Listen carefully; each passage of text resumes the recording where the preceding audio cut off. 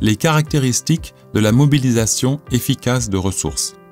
Chaque forme de mobilisation de ressources a 7 caractéristiques principales, que ce soit la mobilisation des ressources auprès des particuliers ou des entreprises ou d'autres sources, telles que les gouvernements ou les fondations. La première caractéristique est que la mobilisation des ressources se passe de personne à personne. C'est quelque chose qu'il faut garder à l'esprit lorsque, par exemple, vous n'êtes pas en contact direct avec la personne ou l'organisation à laquelle vous demandez des fonds. Parfois, la mobilisation des ressources repose entièrement sur le contact écrit et ensuite, nous pouvons perdre de vue le fait que nous sommes dans une affaire de personne à personne. Il est nécessaire de tisser des relations avec les personnes qui croient en ce que vous allez faire et pensent que vous pouvez le faire.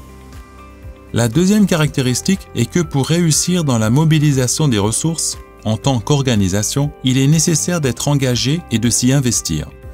Ce n'est pas qu'une activité ponctuelle de mobilisation de ressources ne peut pas réussir, mais si vous vous y appuyez d'année en année, vous verrez que vous apprenez au fur et à mesure et que, en construisant votre image publique, les gens vous connaîtront et qu'avec le temps, cela deviendra plus facile.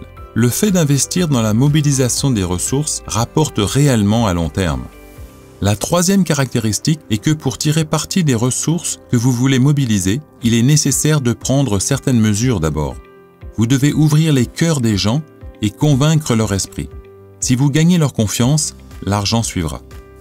Étant donné que les gens veulent s'impliquer dans la création d'un monde meilleur, une communauté meilleure et plus forte, il est très important de les toucher sur le plan émotionnel, en plus du fait de les convaincre rationnellement. C'est une grosse erreur de penser que les gens feront des dons uniquement parce qu'ils ont le temps et l'argent.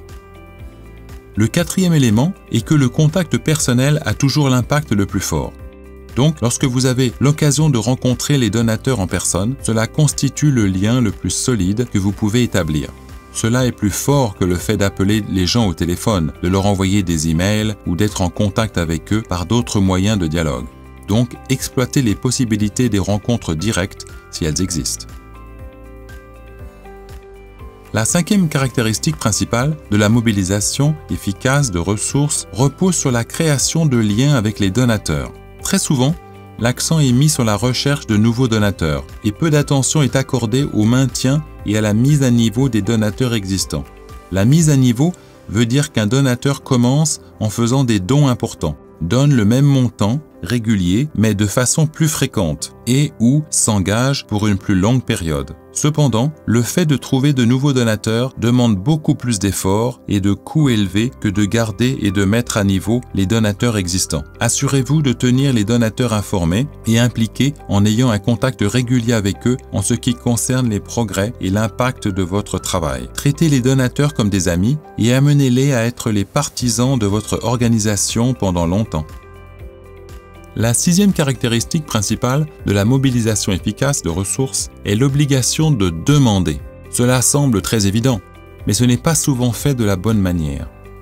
Il s'agit de demander à la bonne personne, au bon moment, pour la bonne cause et pour le bon montant du soutien. Qu'est-ce que vous attendez d'un donateur potentiel? Comment vous assurez que vous demandez le bon montant?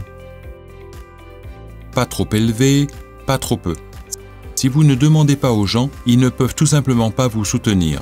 Donc, osez demander.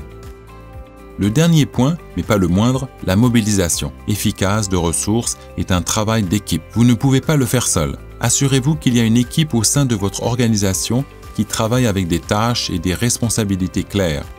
Le fait d'impliquer des bénévoles peut être aussi très utile dans la mobilisation des ressources.